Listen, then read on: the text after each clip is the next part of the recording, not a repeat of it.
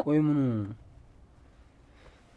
ለነገሩ ሰው ሲበዛ ስለሚጨናነቅ ለዛ ይሆናል። ባክሱ ምንም አይደለም።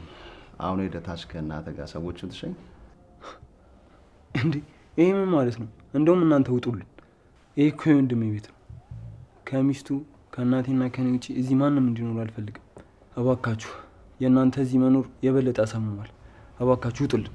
ይቅርታ አቶ አቤል፣ እኛ እዚህ የመጣነው ኤፍራታን ልንወስዳት ነው እንጂ ያንተን ወንድም ሰርግ ልናደምቅ አይደለም። እና ለምንድን ነው የመጣችሁት? ሰርጉን የደገሰው እሱ ቢሆን እኔና አንቺ ንጋባ። የኔ ጨረቃ ሚስጥረኛሽን ወደሽና ፈቅደሽ ታገቢዋለሽ? አሁን ማለት እንዴ እንደውም ትዝ አለኝ ቅድም የሰጣችሁት ውሃ። እናንተ ገደላችሁት እንዴ? አይዞሽ፣ ምንም አልሆነም። የእንቅልፍ መድኃኒት ነው የሰጠነው። አንቺ እሺ ብለሽን ፈቃደኛ ከሆንሽ ከሀገር መውጣት ካለብን እንወጣለን። አይ ይሄን ማድረግ አልችልም። ቆይ ችግርሽ ምንድን ነው? አንቺ ከዚህ በላይ ምን እንዳደርግልሽ ነው ፈልጊው? ሰርጉን ከመሰረዝ በላይ ምን ላድርግልሽ?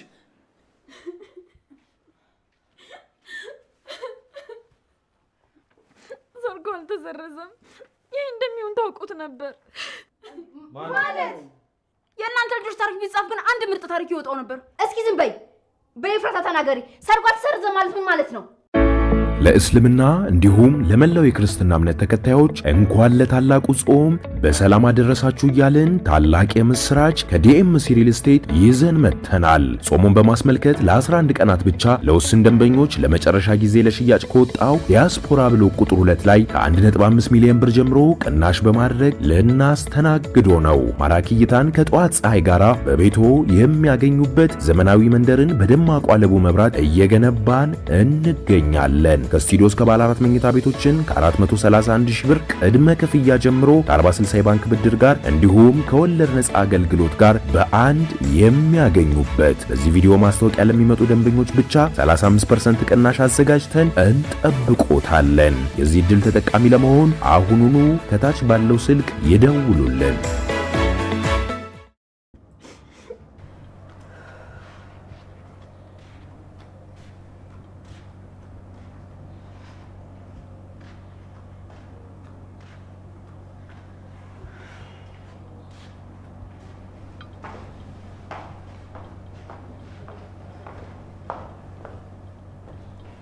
የኔ ንግስት ምን ሆነሽ ነው እንደዚህ በሀሳብ ይዘሽ? ምንም ምን አሰብኩ ነው ወይስ መንቀሳቀስ አልችልም? ኧረ ትችያለሽ። እንቺን ልበሽ። ለምን? ወዴት ልንሄድ ነው የምለብሰው? ፍርድ ቤት ሄደን ተፈራርመን የጋብቻ ሰርተፍኬት እንቀበላለን። ማለት ለምን ነገ ሁሉም ሰው ባለበት የሰርጉ ቀን አንፈራረምም? ቀድሞ ፍርድ ቤት ሄዶ መፈራረሙን ለምን አስፈለገ? እኔ መፈራረም ፈልገው ዛሬ ነው። በይሄን ልበሽ። የሆነ ነገር ታደርጋለች፣ ሐሳቧን ትቀይራለች ብለህ ፈርተህ ነው አይደል? ቆይ ስታስበው ናታንና አሳልፌ የምሰጥ ይመስልሃል? ያንተንም ጭካኔ እያወቅሁ ካንተ ጋር የምጣላስ ይመስልሃል? ፊት ለፊት ሴቶቹ ምን እንዳስደረካቸው አስታውሳለሁ። እኔም እሱን ነው የምልሽ። ከኔ ጋር መጣላቱ አያዋጣሽ። አሁን ስምኝና ይሄን ልበሽ። የትም አልሄድም። ቤተሰቦች ባልተገኙበት አልፈራረምም። አንተ እንዳልከው ናታን ላንተ፣ ጽዮን ደግሞ ለኔ ማኝ ሆነ መገኘት አለባቸው።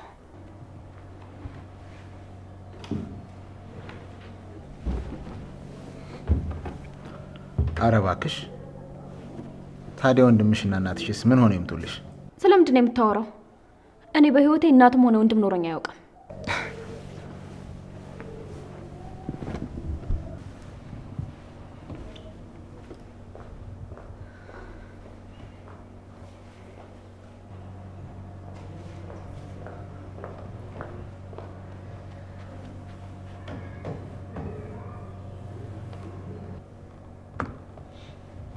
አይሽ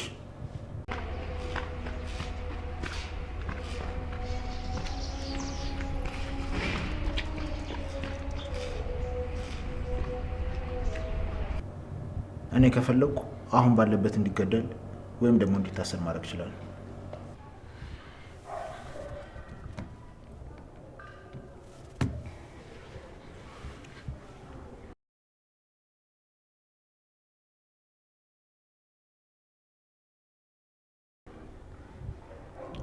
ይሄ ደግሞ አንዱና ብቸኛ ወንድምሽ ነው። በነገራችን ላይ ካጠገቡ ያለው እንደ አክስቴ የማያት ያሳዳጊ ልጅ ነው። የኔ ስልክ ጥሪ ብቻ ነው የሚጠብቀው።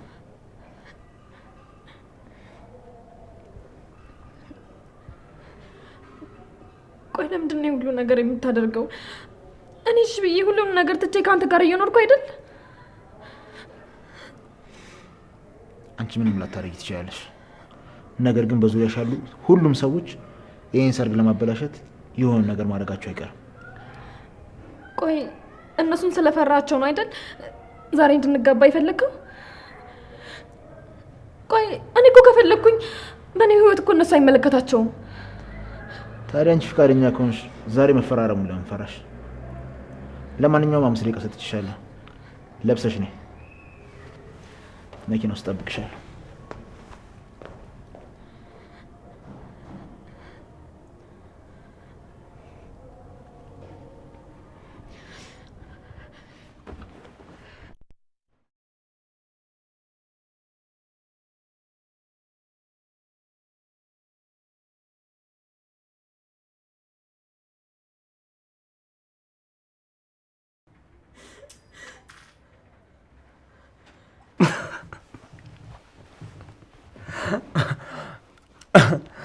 እሺ አሁን ምን ይውጣችሁ? ወንድሜ ብልጥ ነው።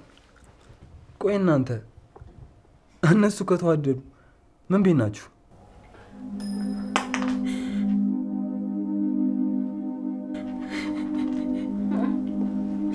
አንተ ባትፈልገው ለእኔ ግን ያስፈልገኛል።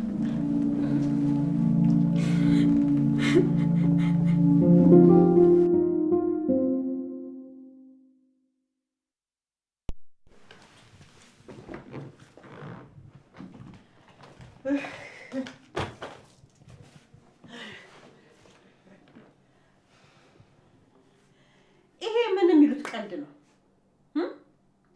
ሰርጉን ማስቆም ካለባቸው ቀደም ብለው ያስቆሙት ነበር እንዴ? እውነቴን ነው እናቴ፣ እኔ ምንም ማውቀው ነገር የለም። ባውቅ ኖሮ ጠዋቱን አልሄድም አልልሽም ነበር። እሺ ዛሬ በዚህ መንገድ ሰርጉ እንዲሰረዝ አደረጉ። ነገስ እንደው ምንድን ነው የሚሆነው? አንድ ሰው እኮ እቅድ ሲያቅድ የዛሬን ብቻ አይደለም የረጅም ጊዜ እቅድ ማቀድ አለበት አይደለም እንዴ? አንድን ሙሽራ ሰርጉ ላይ ራሱን እንዲስት ማድረግ ምንም ስሜት አይሰጥም። ግዴታ ለወደፊት ጥሩ እቅድ አቅዶ መሆን አለበት። እኔ ራሱ ሁሉም ነገር ካንቺ እኩል እኮ ነው ያወቅሁት። ቀጣይ እቅዳችሁ ምን እንደሆነ እንኳን አላውቅም። እውነቱን ለመናገር ሰርጉ በመቅረቱ በጣም ደስ ብሎኛል። ያ ቆሻሻ ለኢፉ የሚገባ ሰው አይደለም። እሱ ምንም ነገር የሰው ክብር የሌለው ሰይጣን ነው። እሱ ሊቀጣ ይገባል። በደንብ መቀጣት አለበት።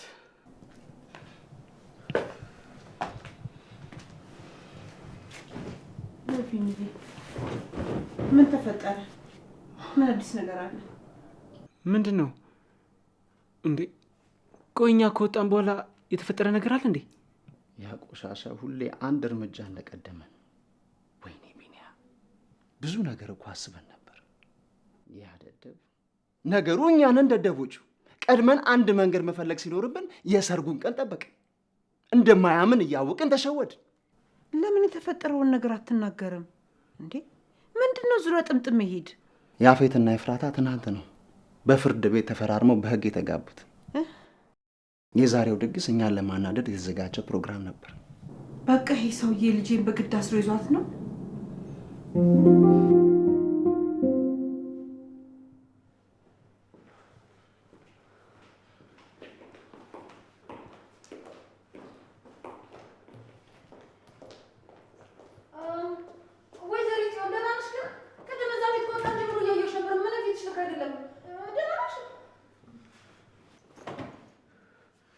ህይወቴን እንዳመሰቃቀሉት ህይወታቸውን ነው ማመሰቃቀሉ።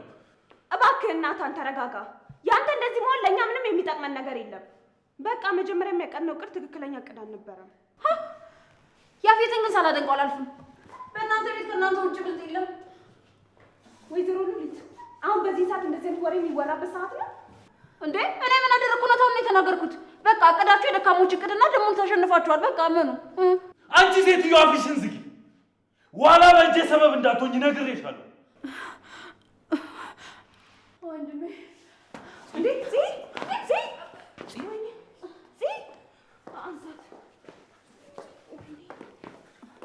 እኔ ቅድምም ተናግሬ ነበር፣ እቺ ልጅ ታማለች አልኩ። እኔን ግን አንድ የሚሰማኝ ሰው አላገኝም። እንዴ ቅድም እኮ ከመታጠቢያ ቤት ስትወጣ እያየኋት ነበር፣ ሰውነቷ እየተንቀጠቀጠ ነበር። እናንተ ግን አላስተዋላችኋትም ነበር።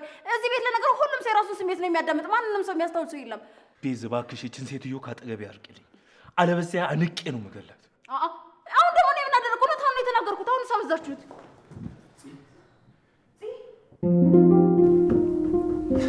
ዘመዶችሽ ግን አያስቡ። እሱን የእንቅልፍ መድኃኒት ሰጠው አንቺን መውሰድ ጀግና መስሏቸው ነው አይደል? ልብ ካላቸው ፊት ለፊት አይጋፈጡ ነበር። እባክህ ዝም ማለት ትችላለህ? እኔ ከአንተ ጋር ማውራት አልፈልግም። እኔ ዝም ብል እሱ ሲነሳ ዝም የሚል ይመስልሻል? ሁለታችሁም አንድ አይነቶች ናችሁ፣ ለሰው ስሜት የማትጨነቁ።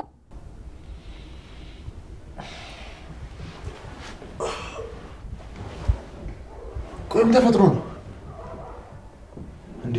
ቬሎሽስ ዛሬ ሰርጋችን አልነበረ እንዴ? ቆይ ለምን ያህል ቀን ነው እንደዚህ የቆየሁት? ወንድሜ ይሙት ሳላደንቅህ አላልፍም። ሁሌ ቀድመህ እንደተገኘህ እኮ። ቆይ ምንድን ነው የተፈጠረው? ተጎድቼ ነበር እንዴ?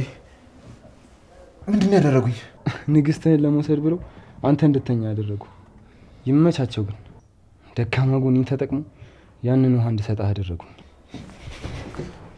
መርዝስ ቢሆን ንገሪኝ። ይሄ ነበር አይደል እቅዳችሁ? የሰርጉን ዝግጅት አበላሽታችሁ ሁለታችሁ ተያይዛችሁ ለመጥፋት። አልገባኝም ወንድሜ። ከሰው ቀምታት ነው እንዴ? ጸቡስ ከገባው አይቀር አውቄውና ምኝበት ልግባ። እውነቴን ነው። እኔ ምንም የማውቀው ነገር የለም። እንደሚመጡ እንኳን እኮ የነገርከኝ አንተ ነህ። ስሚ፣ ለዚህ ስራቸው ከባድ ቅጣት እንደሚጠብቃቸው ንገሪያቸው። በዛውም የ80 ሚስት እንደሆንሽም ጭምር አሳውቂያቸው። እሱንም አውቀው ስትወት ሄዱ እኮ ወንድሜ። ቢኒያምና ናታንን ፊታቸውን ብታየው እኮ ቲማቲም ነው የሚመስለው። እሱን አለማየት ግን በጣም ያናዳል። እሱን ብታይ ኖሩ እግርህን ሰቅለህ ነበር ምስቅባቸው።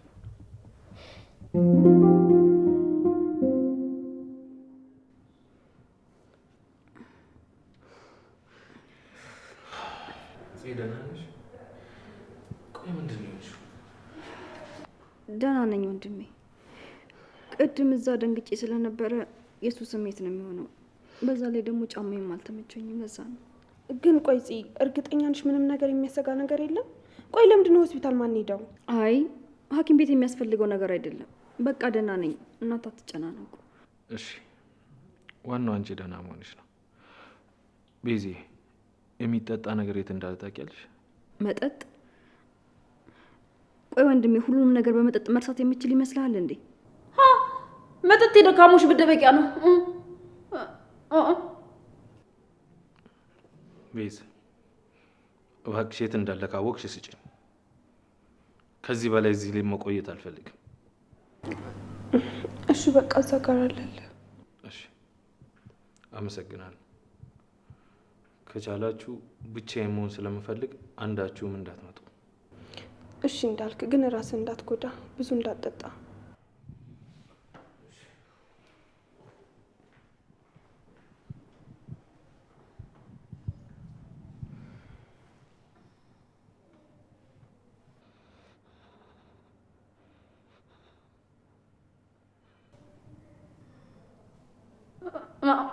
እንዴ ምንድን ነው? ምንድን ነው እንደዚህ የምታመጡብኝ? እንዴ ምን አደረኩ? እኔ እውነቱን የተናገርኩት። መጠጥ የደካሞች መሸሸጊያ ነው። እቺ የማትረባ ደካማ መሆን ምን ማለት እንደሆነ አሳያታለሁ። እንዴ ምን እያልሽ ነው? እዚህ ምን አልኩኝ? ምንም አላልኩ። እሺ በቃ እኔ ወደ ክፍልሽ ልውሰድሽ። ዛሬ ፍራታ ክፍል ነው መተኛት የምፈልገው። የእሷን ክፍል በጣም ነው የምወደው። እዛ ክፍል በጣም ብዙ ትዝታዎች አሉብኝ። ታውቂያለሽ፣ እያለቀስን እንስቅ ነበር። እሷ ጋር ሲሆን ምንም ባላስታውስ እንኳን ሰላም ይሰማኝ ነበር። እሱን ደግሞ የተረዳሁት ዛሬ ነው። እሺ በቃ እኔ እዛ ልውሰድሽና እረፍት አድርጊ።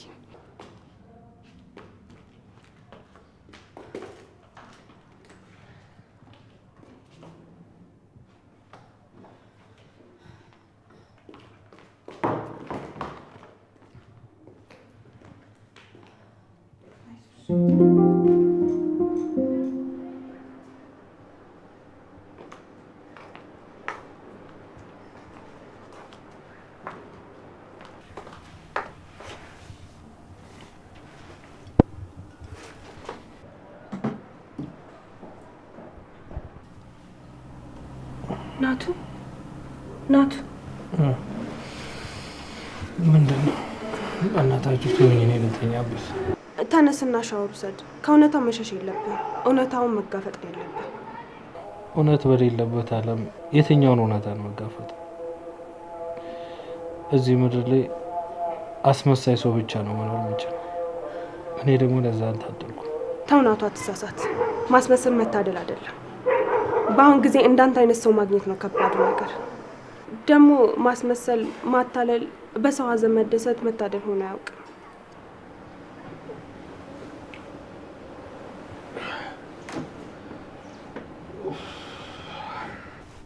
ተይቤዝ እኔ ለማጽናናት ብላይ ስራሽን አሸውጅ። እስቲ ተመልከች፣ ነገ ጥሩ ቀን ይሆናል ክፉ መሆን የለብንም ብለን የራሳችንን ደስታ የሰጠናቸው ሰዎች የራሳቸው ደስታ ሳይበቃቸው የእኛንም ደስታ ነጠቁን። እኔን እስቲ ደስተኛ ከሆንኩ ወራቶች ተቆጠሩ። ሲሆንም እንደዛው ፈገግ ያለ ሁሉ እየሳቅ አይደለም። አውቃለሁ፣ ግን ደግሞ ማማረር የለብንም። እንደውም በተቃራኒው ሁሉም ነገር ለበጎ ነው ማለት ያለብን። እየቀለድሽብኝ ነው? አይደለም ናቱ፣ እንደማታምነኝ አውቃለሁ። ግን ደግሞ እውነታው ከፈጣሪ ዘንድ ከሆነ እኛ ምንም መለወጥ አንችልም። እስር ቤት እያለሁ ከሰማሁት እኔን የለወጠኝ አንድ ታሪክ አለ። እሱንም አንተን ከለወጠ ልንገር። ቤዛ ተይ፣ እንደዚህ ያን ነገር ባንቺ አምር። አውቃለሁ፣ ግን እኔን ከጠቀመኝ አንተንም ሊጠቅም ይችላል። አንድ ሰው ነበረ፣ በባህር ብቻውን እየሄደ መሀል ላይ መርከቡ ይሰምጥበታል። ከዛ ራሱ እንደምንም ብሎ ያድንና ወደ አንዲት ደሴት ያመራል። እዛም እየኖረ ትንሽዬ ጎጆ ለራሱ የሚኖርበትን ያዘጋጃል። የሚበላውንም ምግብ አሳ እያጠመደ ነበር። ከዕለታት አንድ ቀን አሳ ለማጥመድ በሚሄድበት ሰዓት የሆነ ጭስ ሰተተው። ዞር ብሎ ሲያይ ያቺ የሚኖርባት ጎጆ እየነደደች ነበር። ሮጦ ለማዳንም አልቻለም። ለካ አሳዬን እጠብስበታለሁ ብሎ ያነደደው እሳት ነበር ቤቱን ያጋየበት። በጣም እግዚአብሔርን አማረረው፣ አለቀሰ። ከዛ ዞር ብሎ ሲያይ መርከበኞች እየመጡ ያያል። እሱም በጣም ተደሰተና መርከበኞቹ ይዘውት ሄዱ።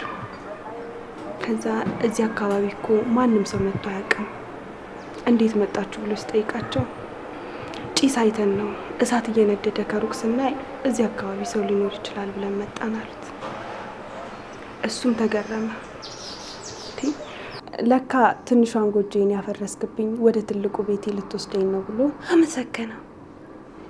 አንዳንዴ ይሁን ነገር ሲበላሽብን የምንፈልገውን ነገር ስናጣ ሰውንም ፈጣሪንም እያማረርን እንኖራለን።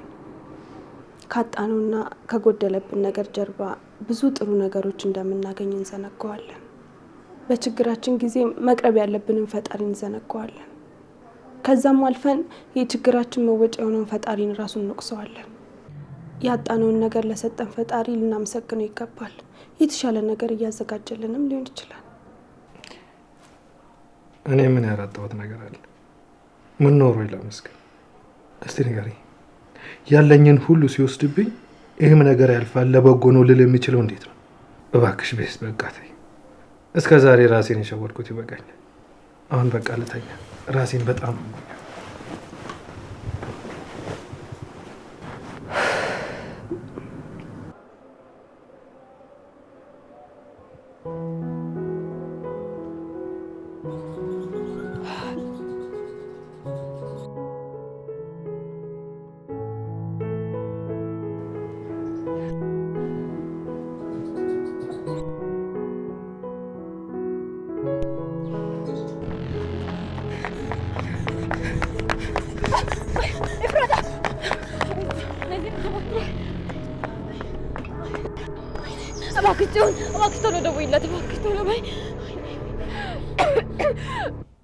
ንገሪኝ ኤፍራታ፣ አንቺ ነሽ የመኪና አደጋ እንዲደርስበት ያደረግሽው?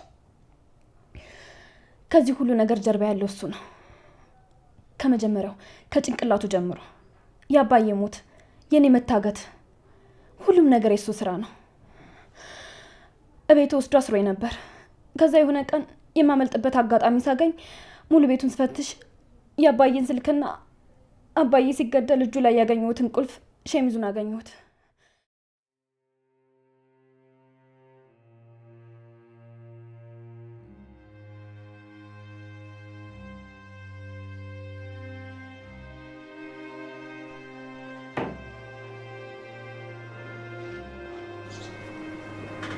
ኤፍራታ በጣም ይቅርታ።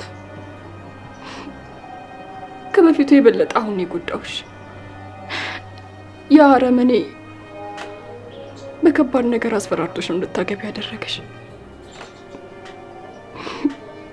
ከረፈደም ቢሆን ይሄ ነገር ገብቶኛል። ደግሞ እንዴትም ብዬ ከዛ አረመኔ ሰው ያድንሻለሁ። ግን ቆይ እንዴት ብዬ ነው አይንሽን ማየት የምችለው? አንቺ እኮ ነግረሽኝ ነበር ፂ በኋላ የሚጸጽትሽን ነገር አትናገሪ ብለሽኝ ነበር። እኔ ግን አልሰማልኩሽ። ኡፍ ፂ ኡፍ ኡፍ። በህይወትሽ አንድ ቀን እንኳን እንዴት መልካም ነገር አትሰሪም? ቆይ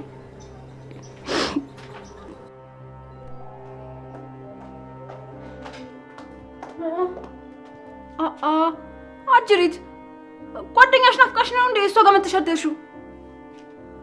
ቆይ ትናንትና ምን ሆነሽ ነው? በጣም አስደነገጥሽን እኮ። ወይንስ አንቺንም ከወገር የሆነ ነገር ቀላቅሎ ሰጡሽ? እንደዛ ብዬ አስቤ ነው። አይ ማንም ምንም አላደረገኝ።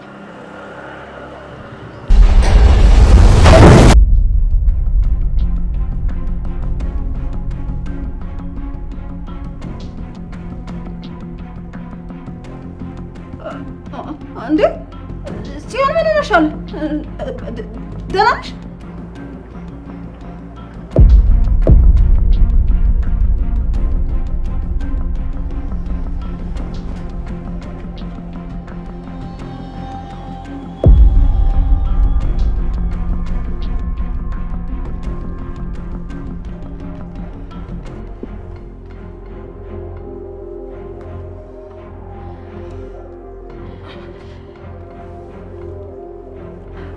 ጸጉርሽ ላይ እኮ ነፍሳት አይቼ ነው። ወይኔ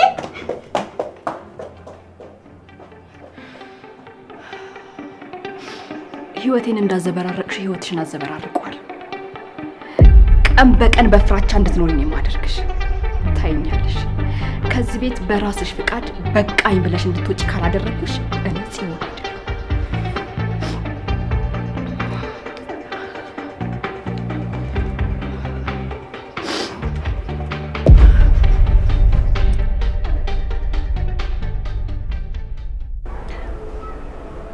ቆይ አንተ ልታደርግ ያሰብከው ነገር አለ እንዴ?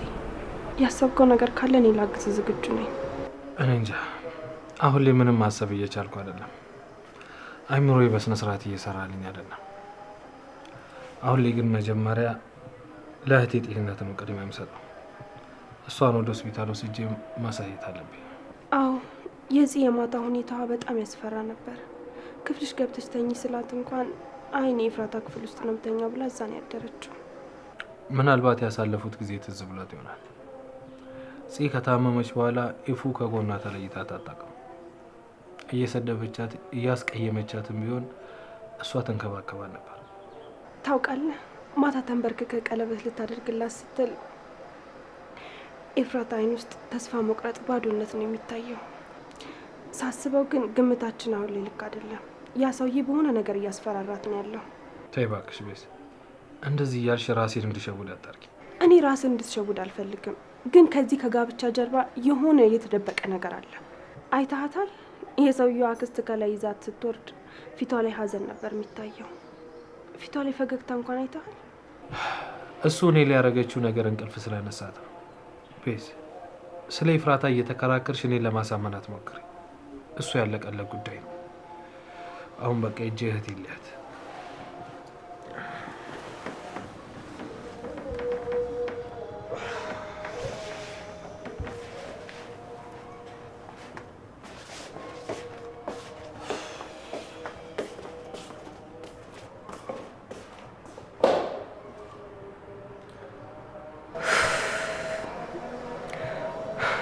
ፈጣሪ ሆይ እባክህን እርዳኝ።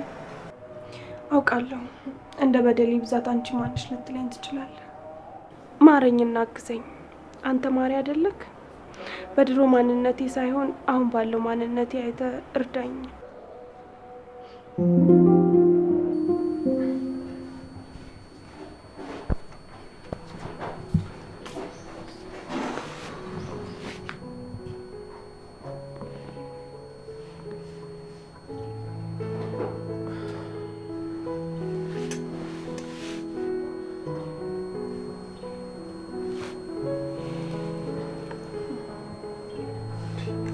እማዬ እባክሽን ትንሽ ቀመሽ። እንዴ ከትናንትና ጧት ጀምሮ ስላልበላሽ አሁን አቅም እያጠረሽ እኮ ነው። እኔ ምንም አልበላም። የመብላት ፍላጎት የለኝም። ተወኝ እማዬ። ምናልባት እኮ እህቴ ያገባችው አፍቀራው ወይም ደግሞ አስፈራርቶት ላይሆን ይችላል። ታዲያ ሁለቱም ካልሆነ ምን ሊሆን ይችላል? ምን መሰለሽ እማዬ፣ እህቴ ከነ መርማሪ ጋር እየሰራች ነበረ።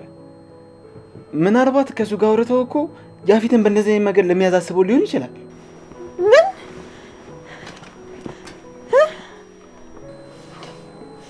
ይሄ እኮ ከሁሉም የከፋ ነው እንዴ! አደገኛ እንደሆነ አይታወቃትም እንዴ? በደንብ ታውቃለች። ግን እህቴ የምትጨነቀው ስለ ራሷ ብቻ አይደለም። ያኔ በታገተች ጊዜ አብሯ ስለታገቱ ሴቶችን በደንብ ታስባለች። የእነሱ ኃላፊነት አለባት። እራሷንም ሰውታ ቢሆን እነሱ ማዳን ትፈልጋለች። ይሄ ምን ማለት ነው? ራስን ሰውቶ ሌላ ሰው ማዳን ማለት ምን ማለት ነው? ቅንጣት ታህል እንኳን ለኛ አታስብም እንዴ? እኔ እኮ እናት ነኝ። ማንም እናት ልጇን እንደምትወደው ከዛ በላይ እኔ እሷን ወዳታለሁ። ላጣት አልፈልግም። በሚሄድበት ቦታ ላይ ሁላ ልጄ ናት ብዬ በኩራት እንዳስተዋውቃት ትፈልጋለሁ። እንድትረዳኝ፣ እንድታቅፈኝ፣ እማዬ እንድትለኝ እፈልጋለሁ። እሱን እኔ የማልፈልግ ይመስልሻል እንዴ? ግን ነገን ተስፋ እንዳደርግ አንድ ቀን ሁሉም ነገር ተስተካክሎ እህቴ እኛም ብላ እንደምትመጣ የነገርሽኝ እኮ አንቺ ነሽ። እሱን ተይው እሺ። የሆነ ጊዜ ላይ ከይፉ ጋር እዚህ መታችሁ ያልሻትን ታስታውሻለሽ? ሁሉም ያልፋል ብለሻት ነበር እና ይሄ ግላንቻ ይሰራ እኛን ለማበረታታት ብቻ ነው የምትጠቀሚበት? በቃ ከዚህ በላይ የምታገለው ለማን ነው? የኔ መኖር ከኔ አልፎ ሌሎችን የሚጎዳ ከሆነ ለምን እኖራለሁ? ተይ ልጄ፣ እኔ እኮ እዚህ ያመጣሁሽ እንድትረጋጊ አየርም ለወጥ እንዲልሽና መንፈስሽ እንድታድስ ብዬ እኮ ነው። እባክሽ እንደዚህ አትሁኝ፣ እባክሽ የኔ ልጅ ተይ።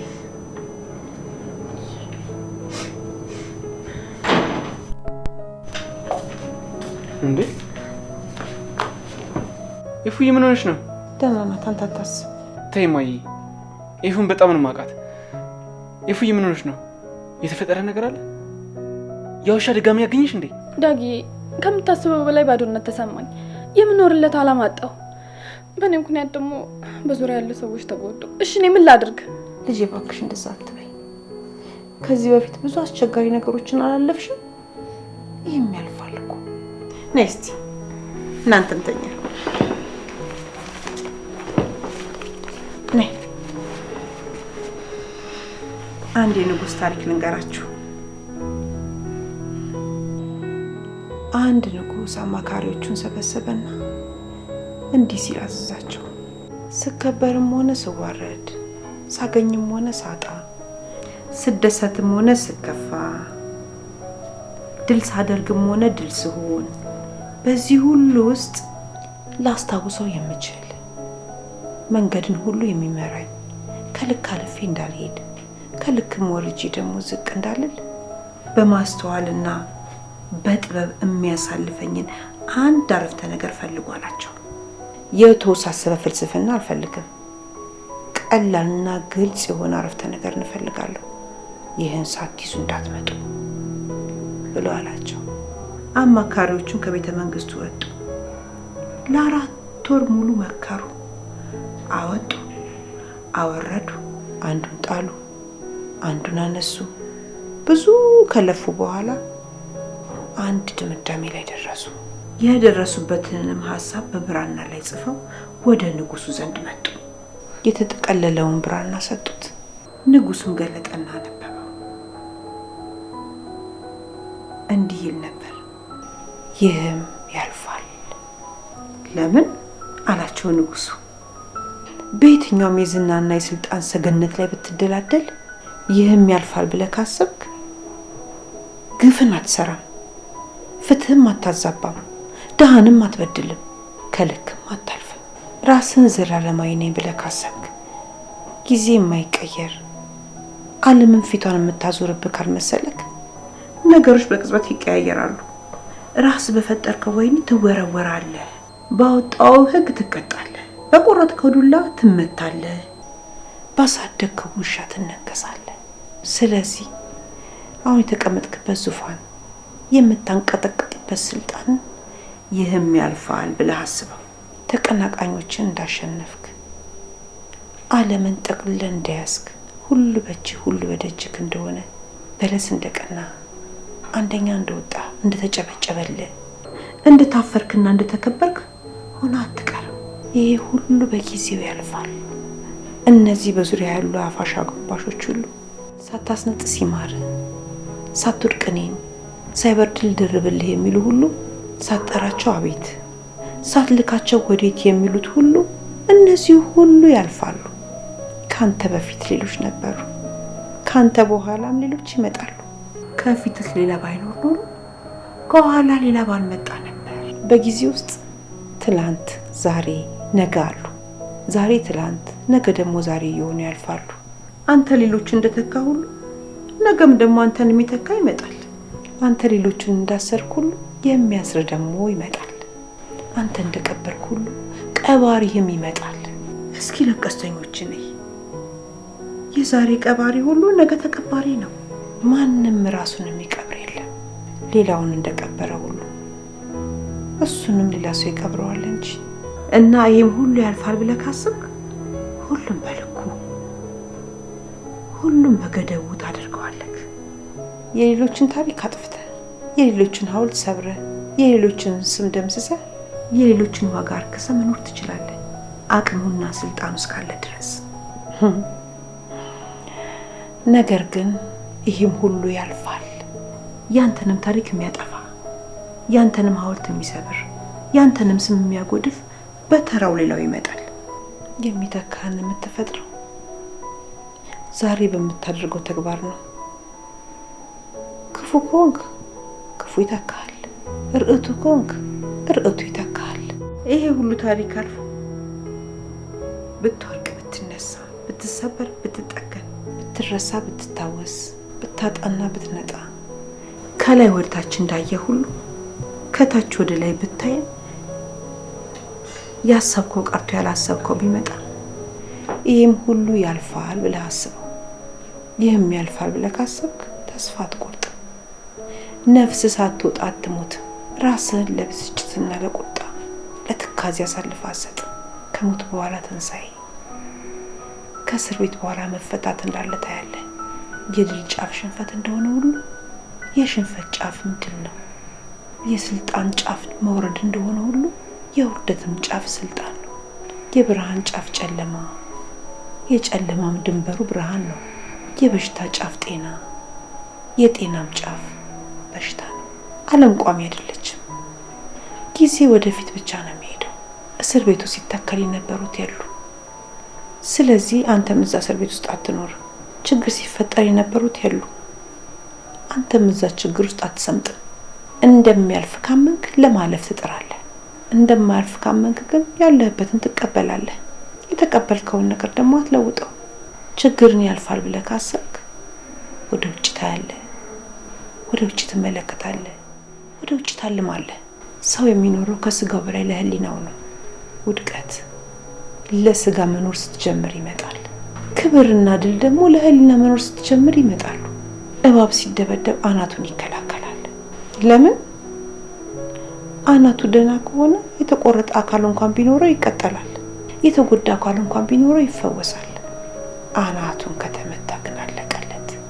ሰውም ህሊናውን ካጣ ሞተ ማለት ያኔ ነው። ህሊናህን እንዳታጣ ከፈለክ ይህም ያልፋል ብለህ አስብ። የቆምክበት ቦታና ጊዜ አስመራሪ፣ አታካች፣ አስጠሊታ፣ የሚያንገሸግሽ ቢሆን እንኳን ይህም ያልፋል። አንተ ያን መከራ እየቀመስክ ባለህበት ጊዜ እንኳን እያለፈ ነው። ለዚህ ነው ይህንን የሰጠን። በጥጋብም ሆነ በረሃብ፣ በሀብትም ሆነ በድህነት፣ በስልጣንም ይሁን በውርደት፣ በድልም ይሁን በሽንፈት፣ በህመምም ይሁን በጤንነት የሚመጣ መከራ አለ። ከዛ ችግር መውጣት ከፈለግ ይህም ያልፋል ብለህ አስብ። ይሄ መንገዱን መመልከቻ መነጽር ነው። ከሰገነቱ እንዳትወድቅ መውረጃ፣ ከጉድጓዱ እንዳሰምጥ መውጫ መሰላል ነው። ንጉሱም ምክራቸውን ሰምቶ በቤተ መንግስቱ፣ በሰገነቱ፣ በግብዣ ቦታው፣ በባለጸጎች አዳራሾች፣ በወይን ቤት ግድግዳዎች ሁሉ ላይ ይህም ያልፋል የሚለው እንዲለጠፍ አደረገ። እሱም ሲወጣና ሲገባ፣ ሲመሽና ሲነጋ፣ ሲፈርድና ሲወስን ሁል ጊዜ እያየው ይህም ያልፋል ይል ነበር። እና ልጆቼ ሁል ጊዜ ስትወጡና ስትገቡ፣ ስትወድቁም ስትነሱ፣ ስትራቡና ስትጠግቡ፣ በምንም ሁኔታ ውስጥ ሁሉ ይህም ያልፋል እያላችሁ ለፉ። ደግሞም ያልፋል። ብዙ አላለፍንም፣ ብዙ አልወደቅንም፣ ብዙ አልተቸገርንም፣ ብዙ ውጣ ውረድ አላየንም። ያኔም እንደዚህ የሚያልፍ አልመሰለንም ነበር፣ ግን ደግሞ ያልፋል አይደል እንዴ ፉዬ? አዎ ልክ ነሽ። ብዙ የሚያልፉ የማይመስሉ ነገሮች አልፈዋል። ግን ያው ሰው አይደለሁ፣ ሲበዛብኝ ተስፋ ቆረጥኩ። እንዳልነሳሁኝ የምወድቅ መሰለኝ። አዎ የኔ ልጅ ያልፋል። ሲያልፍም እንደ ብረት እያጠነከረ ነው። ብትንገዳገጅም እንዳትወድቅ እያደረገ ያጠነክርሻል። መከራና ስቃይ ደካማን ያጠነክራል። አንቺ ደግሞ ከልጅነትሽ ጀምረሽ ብዙ መከራን አሳልፈሻል። እስቲ ወደ ኋላ መለስ ብለሽ አስቢ። ያላለፈ ነገር አለ? በያመልሽልኝ ለኛ ቀን በቀን ከታሪክ ጋር እያዋዛሽ የምንነግረኝ ተስፋ ቃላት ለኛ ብቻ ነው የሚሰራው? ምን ላርግ ልጄ? ሰው እኮ ነኝ። ጠንካራ መስሎ መታየት አቃተኝ፣ ደከመኝ። ልጄ ስታለቅስ እንደ እናት አብሬ ያለማልቀሴ፣ ልጄ ስትዳር እንደ እናት ሳይሆን እንደ ታዳሚ እዛ ቦታ ላይ መገኘቴ፣ ስትደፈር እንደ እናት ህመሟን አብሬ ያለመታመሜ። ልጄ የእሷን ህመም ከኔ በላይ ማን ሊታመም ይችላል?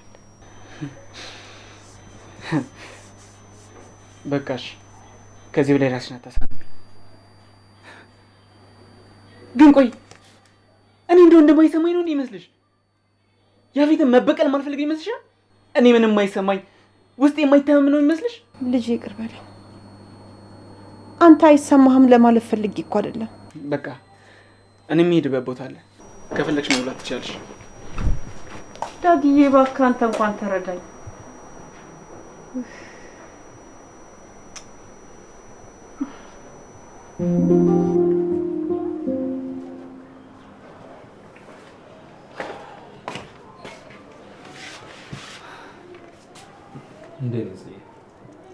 ይቅርታ፣ ማታ በሬሽ መሆን ነበረብኝ። ጥዬሽ መሄድ አልነበረብኝ። አይ ወንድሜ ደህና እኮ ነኝ። ቤዛም ደግሞ አልተወችኝም። ማታ አንተ ብቻዬን መሆን ፈልጋለሁ ስትል እኔንም ሲያመኝ ጊዜ አንቺ ጋር በሆን ይሻላል ብላ እኔ ጋር ነው ያደረችው። ቆይ ግን ወንድሜ ቤዛ እያስመሰለች ነው ወይስ የምር ተቀይራለች? አሁን እሱን ተይውና ልብስሽን ቀይሪና እንውጣ። ሆስፒታል መሄድ አለብን። ለምንድን ነው ሆስፒታል የምንሄደው?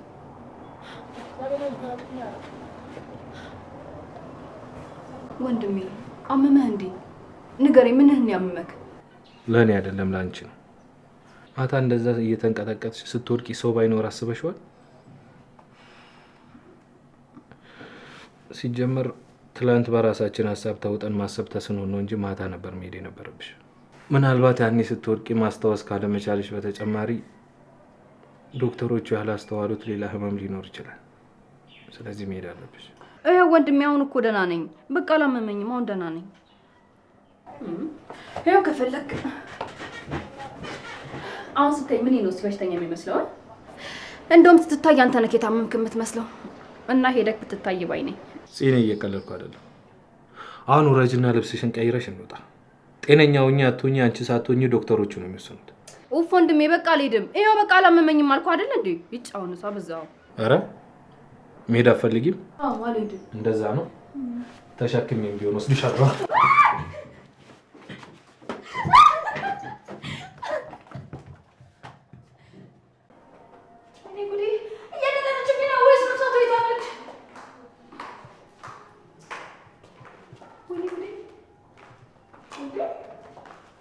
ማነው ደግሞ እባክሽ በጣም ብቻሽ እንድታወሪ ያደረገሽ? እሷ አንቺ ላይ መረጋትሽ ነው። እሺ ስርዓት ያዥ ቤዝዬ፣ እባክሽን ጭንቅላቴ ላይ የሆነ ነፍሳት ነገር አለ ወይስ? እስኪ ይልኝ እስኪ።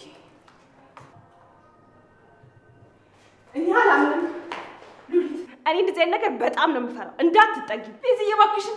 ወይኔ ጉዴ፣ ምን አይነት ነፍሳት እንዳለ ብቻ ነገር እባክሽን ቤዝዬ፣ እባክሽን። የታባሽ አገኘሁሽ። ለካ እንደዚህ ፈሪ ነሽ እንዴ? አንቺ ማትረቢ፣ በእኔ ሉሊት ላይ ነው እንደዚህ የምትጫወቺው? ስራሽ የምትይሻልሻል። እሺ